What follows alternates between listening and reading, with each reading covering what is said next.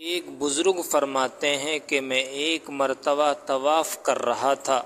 دفعتاً میں نے ایک لڑکی کو دیکھا کہ اس کے کاندھے پر ایک بچہ بہت کم سن بیٹھا ہے اور وہ یہ ندا کر رہی ہے، اے کریم اے کریم، تیرا گزارا ہوا زمانہ، یعنی کیسا موجب شکر ہے۔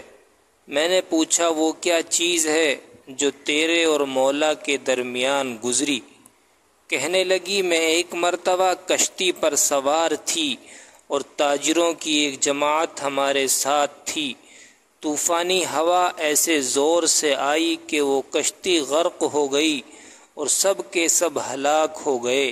میں اور یہ بچہ ایک تخت پر رہ گئے اور ایک حبشی آدمی دوسرے تخت پر، ہم تینوں کے سوا کوئی بھی ان میں سے نہ بچا۔ جب صبح کا چاندنا ہوا تو اس حبشی نے مجھے دیکھا اور پانی کو ہٹاتا ہٹاتا میرے تخت کے پاس پہنچ گیا، اور جب اس کا تخت میرے تخت کے ساتھ مل گیا تو وہ بھی میرے تخت پر آ گیا اور مجھ سے بری بات کی خواہش کرنے لگا۔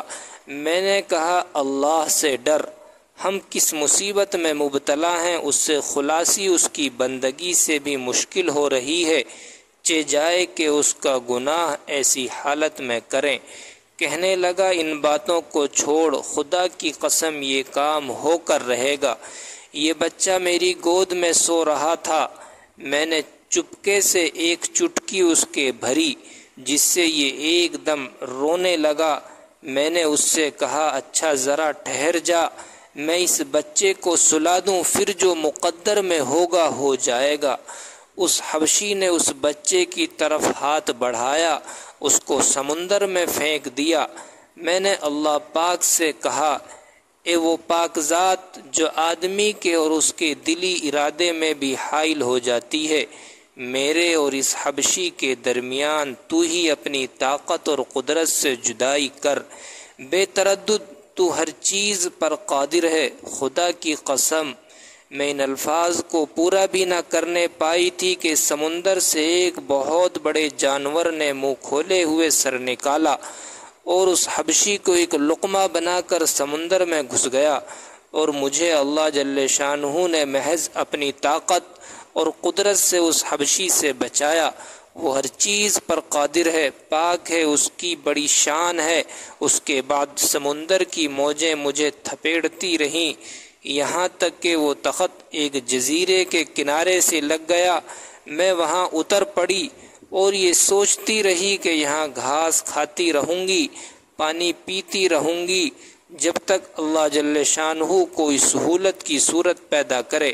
اس کی مدد سے کوئی صورت ہو سکتی ہے۔ 4 دن مجھے اس جزیرے پر گزر گئے۔ 5ویں دن مجھے ایک بڑی کشتی سمندر میں چلتی ہوئی نظر آئی۔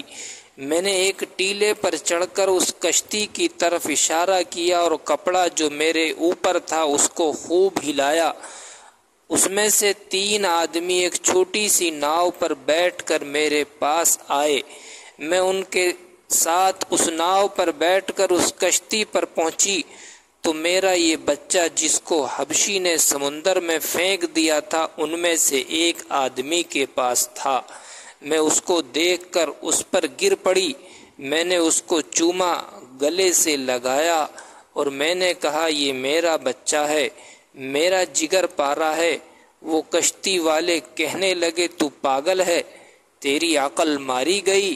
میں نے کہا نہ میں پاگل نہ میری عقل ماری گئی، میرا عجیب قصہ ہے۔ پھر میں نے ان کو اپنی سرگزشت سنائی۔ یہ ماجرا سن کر سب نے حیرت سے سر جھکا لیا اور کہنے لگے تو نے بڑی حیرت کی بات سنائی، اور اب ہم تجھے ایسی ہی بات سنائیں جس سے تجھے تعجب ہوگا۔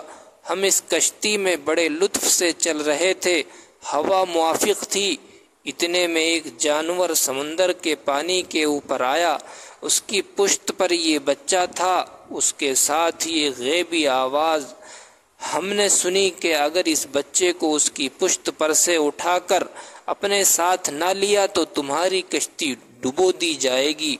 ہم میں سے ایک آدمی اٹھا اور اس بچے کو اس کی پشت پر سے اٹھا لیا اور وہ جانور پھر پانی کے اندر چلا گیا۔